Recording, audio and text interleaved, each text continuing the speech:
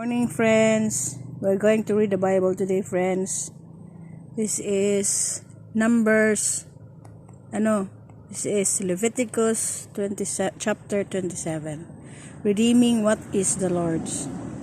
The Lord said to Moses, "Speak to the Israelites and say to them, if anyone makes a special vow to dedicate persons to the Lord by giving equivalent values, set the value of a male between the ages of 20 and 60 at 50 shekels of silver, according to the sanctuary shekel. And if it is a female, set her value at 30 shekels. If it is a person between the ages of 5 and 20, set the value of a male at 20 shekels and of a female and 10 shekels. If it is a person between 1 month and 5 years, set the value of a male at 5 shekels of silver and that of a female at 3 shekels of silver. If it is a person 60 years old or more, set the value of a male at 15 shekels and a female at 10 shekels. If anyone making the vow is too poor to pay the specified amount, he is to present the person to the priest, who will set the value for him according to what the man making the vow can afford. If what he vowed is an animal that is acceptable as an offering to the Lord, such an animal given to the Lord becomes holy.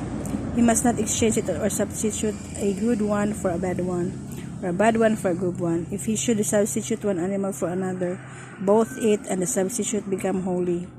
If what he vowed is a ceremonial unclean animal, one that is not acceptable as an offering to the Lord, the animal must be presented to the priest, who will judge its quality as good or bad. Whatever value the priest then sets, it will be.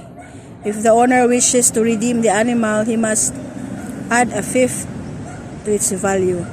If a man dedicates his house as something holy to the Lord, the priest will judge its quality as good or bad. Whatever value the priest then sets, so it will remain. If the man who dedicates his house redeems it, he must add a fifth to its value, and the house will again become his.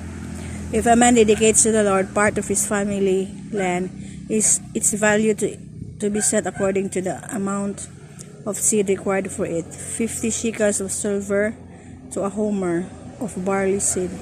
If he dedicates his field during the year of the Jubilee, the value that has been set remains. But if he dedicates his field after the Jubilee, the priest will determine the value according to the number of years that remain until the next year of Jubilee.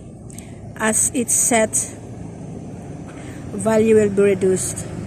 If the man who dedicates the field wishes to redeem it, he must add a fifth to its value, and the field will again become his.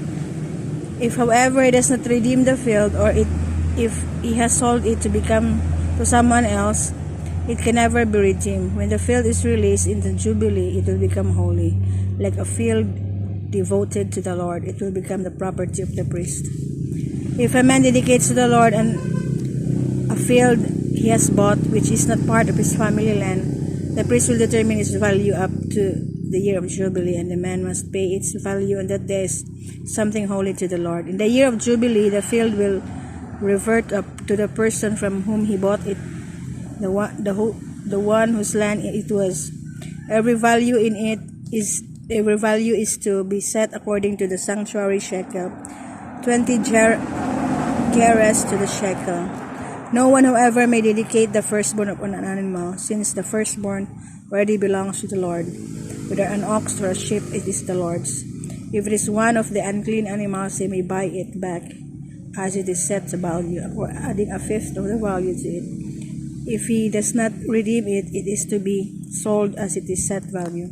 But nothing that a man owns and devotes to the Lord, whether man or animal or family, and may be sold or redeemed, everything so devoted is most holy to the Lord. No person devoted to destruction may be ransomed, he must be put to death. A tithe of everything from the land, whether grain from the soil or fruit from the trees, belongs to the Lord. It is holy to the Lord. If a man redeems any of his tithe, he must add a fifth of the value to it. The entire tithe of herd and flock, every 10th animal that passes under the shepherd's rock, will be holy to the Lord. He must not pick out the good from the bad or make it any substitution. If he does make a substitution, both the animal and its substitute become holy and cannot be redeemed. These are the commands of the Lord gave Moses on Mount Sinai for the Israelites. So here it says here that God commanded Moses what really belongs to the Lord. We really need to share what we have. If we compare it to our lives right now, tithings are very important. Meaning, we share what we have to anybody or to our church. It's holy to the Lord. So that's what I understand about this chapter of Leviticus. Moses followed what the Lord said to him about tithings and sharing what you earn and what you have in their lives. So Moses was very obedient to the Lord. What the Lord said, he followed it.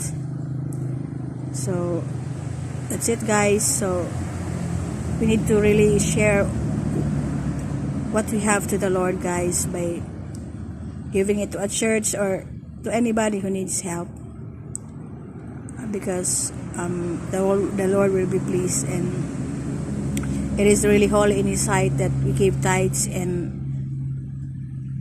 share what we have to others. Thanks for listening. God bless.